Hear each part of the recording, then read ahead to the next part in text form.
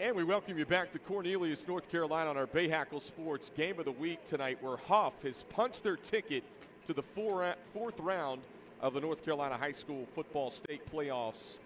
And we welcome you to the booth. Kendall Lewis alongside Reginald Walker here with you on BayhackleSports.com. 34-0 Hough with the dominating victory. And as you said it late in that game, just dominant in all three phases tonight. But Sean Brady, 3 touchdowns. Sean Brady, 3 touchdowns, was explosive. He was effective for this offense. But I think the interesting thing about this team, you pick up a third-round win as Hough, and then you start looking forward, and Deshaun Baker is going to have plenty to coach his team up on. We saw some of the penalties in the first half. Offensively, they were just out of sync early.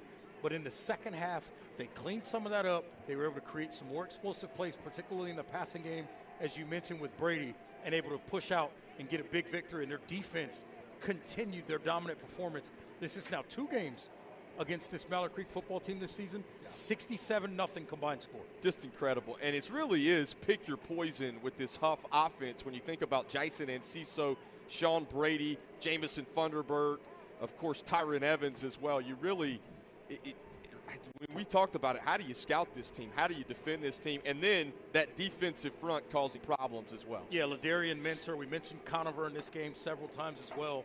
Just a ton of really, really good, talented players. But when you're this explosive on offense and that dominant on defense, they've got to get some things cleaned up in special teams.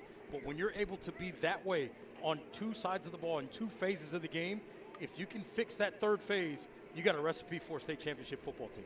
Hough is heading on to the 4th round, and they will take on the number 1 seed in the West, Grimsley, next Friday night at Jamison Stadium in Greensboro, North Carolina. For Kendall Lewis, Reggie Walker, and the rest of our Bayhackle Sports production crew, we say so long from Cornelius.